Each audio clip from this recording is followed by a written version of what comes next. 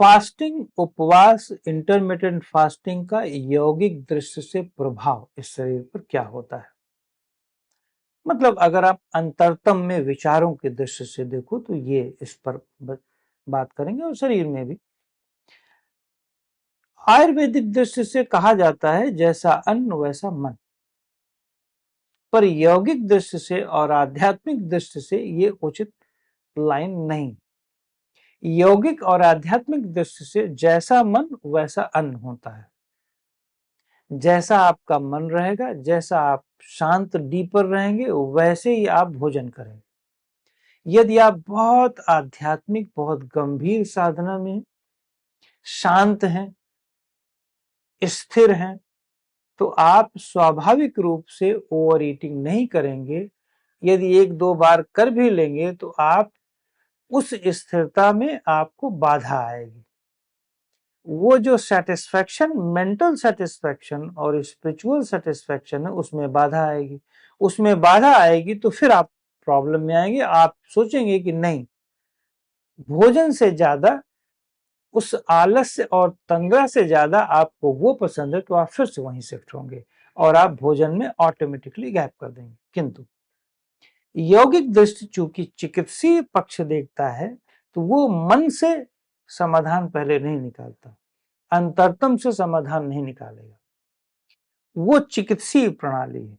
तो वो पहले बॉडी के सिम्टम को देखेगा, बॉडी से माइंड की तरफ बढ़ता है, माइंड से स्पिरिट की तरफ बढ़ेगा। आध्यात्मिकता ऊपर से नीचे की तरफ आती है, पहले ऊपर शुद्धिकरण होता है। तो मेरा कहने का मतलब यहां पर सिर्फ यह है कि आप उपवास या इंटरमिटेंट फास्टिंग में जब अन्न शरीर को नहीं देते, खास करके सॉलिड फूड, सॉलिड अन्न जब देह को प्रोवाइड बहुत देर में करवाते हो, तो जितने भी अन्य फूड हैं, जैसे स्पेस, स्लीप, आपका वायु, आपका जल, अग्नि तो उतना नहीं बढ़ती, लॉन्ग टर्म में अग्नि बढ़ती है, बट कुल मिला के आपके चारों तत्व, जिसमें वायु, जल, अग्नि, अग्नि बॉडी गर्म हो जाती है तो वही अग्नि है और क्या।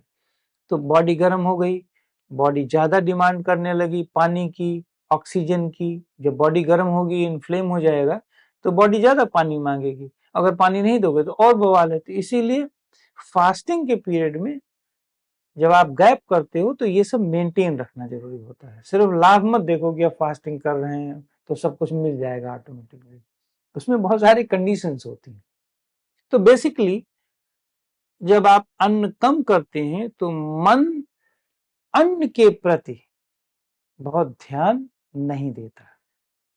अन्न के प्रति का मतलब जो हमेशा स्वाद के बारे में सोचता रहता है, भोजन की इमेजिनेशन करता रहता है, भोजन की कल्पनाओं में व्यस्त रहता है, उसका कम होने लगता है। तो बॉडी के सारे ऑर्गन, बॉडी का सिस्टम, बॉडी और माइंड का सिस्टम ज्यादा फूड स्पेस से लेता है, मतलब रेस्टिंग से, माइंड को रेस्ट करा करके लेता है, हीलिंग करता है। क्योंकि भोजन से उतनी हीलिंग नहीं होती जितनी स्लीप से होती है।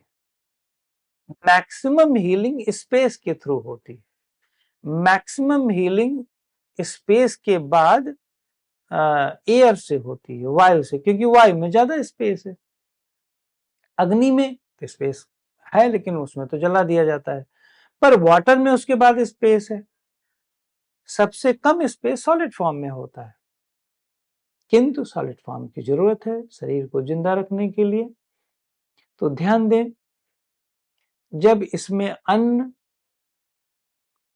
की उचित मात्रा, ऐसा नहीं कि अन्न नहीं जाना चाहिए, क्योंकि प्रकृति ने ये डाइजेस्टिव ट्रैक्ट बनाया हुआ है, लिवर बनाया है डाइजेशन के लिए। तो यदि भोजन नहीं जाएगा, हवा को डाइजेस्ट नहीं करता लिवर, भोजन को डाइजेस्ट करता है। आप पानी का या स्पेस को डाइजेस्ट थोड़ी ना करेगा वो लिवर या पेट। तो कहने का मेरा मतलब है कि फास्टिंग, उपवास या इंटरमिटेंट फास्टिंग का मूल अर्थ समझो। मूल अर्थ है कि आप अन्य द्वार को खोल दो। ऊर्जा के जो अन्य स्रोत हैं, जो आपने दबाया हुआ है, उसे खोलो। सिर्फ भोजन के द्वार को मत खोलो। जैसे मेडिकल साइंस में आजकल कहा जाता है कि खाने के 3 ट्रैक हैं, एनर्जी के, ऊर्जा के 3 ट्रैक हो गए। मान लो फैट है, प्रोटीन है और कार्ब्स है। अब आप देखो, ऊर्जा के 3 स्रोत हैं और 3 स्रोत में ज्यादातर लोग पूरी लाइफ कार्ब्स पर डिपेंड रह जाते हैं। कार्ब्स का लंबा ट्रैक रखते हैं। प्रोटीन, जैसे गांव में देखो तो प्रोटीन का सबसे लेस ईटिंग है, लेसर लेते हैं लोग। सबसे ज्यादा कार्ब्स लेते हैं, रोटी। अब यही सब चीजें, रोटी ज्यादा खाते हैं, दाल कम लेते हैं, सब्जी कम लेते हैं। और प्रोटीन में दाल प्रोटीन है, पर दाल बहुत कम मात्रा में जाता है, दाल बहुत ज्यादा खाते नहीं, वैसे भी महंगा है। और रही बात फैट की, फैट में कितना फैट ले लोगे? आधा किलो थोड़ी रोज ले लोगे, या 100 ग्राम थोड़ी कोई लेता है। पहलवान वगैरह लेते हैं। किंतु फैट को पचाने के लिए भी एक फिजिकल मूवमेंट होता है, तो फैट बहुत ज्यादा लोग नहीं ले पाते, प्रोटीन भी नहीं ले पाते।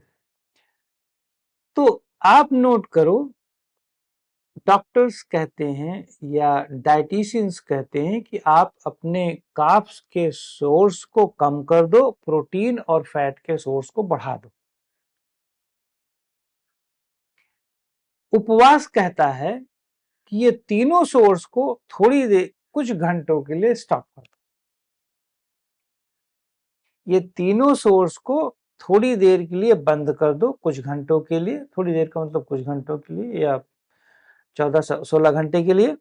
अब इन 14-16 घंटे में जो अन्य सोर्स हैं, 4 सोर्स, स्पेस जो बिगेस्ट सोर्स है एनर्जी का, एयर जो 24/7, स्पेस भी 24/7 है। आपको हर एक मूवमेंट में बिना स्पेस के आप चल नहीं सकते। इवन कि एयर में भी स्पेस है, जल में भी स्पेस है। स्पेस में तो स्पेस है ही। आपको 6 घंटे की नहीं, आपको 8 घंटा 10 घंटा सोने की जरूरत पड़ती है। तो हर जगह तो स्पेस है। मैं बोल रहा हूं, इसमें भी स्पेस है। शब्दों के जो आप थिंक करते हो उसमें भी स्पेस है। बॉडी में स्पेस, तो हर जगह स्पेस है। स्पेस का काल, स्पेस की मात्रा सबसे ज्यादा है, तो स्पेस का द्वार खुलता है। क्योंकि आप जानते हैं हम सभी ओवर थिंकर हैं, तो स्पेस ओवर थिंकिंग में कम होता जाता है। हमारी पूरी बॉडी में इन्फ्लेमेशन होता है, इन्फ्लेमेशन में वैसे ही स्पेस कम हो जाएगा, ऑक्सीजन भी कम हो जाता है। तो जब हम उपवास करते हैं, तो उपवास वैज्ञानिक रूप से, ये नहीं कि काली पूड़ी नीली पूड़ी और दिन भर आप भोजन के ही बारे में तला भुना चीज खा रहे हो, तो वो चीज नहीं।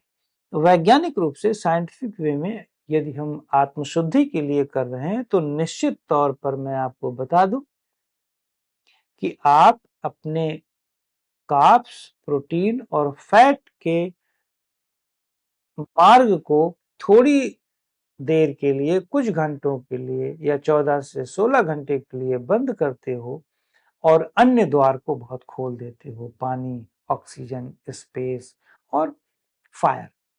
जब इन तीनों को खोलते हो तो बॉडी उनको ज्यादा एब्जॉर्ब करती है।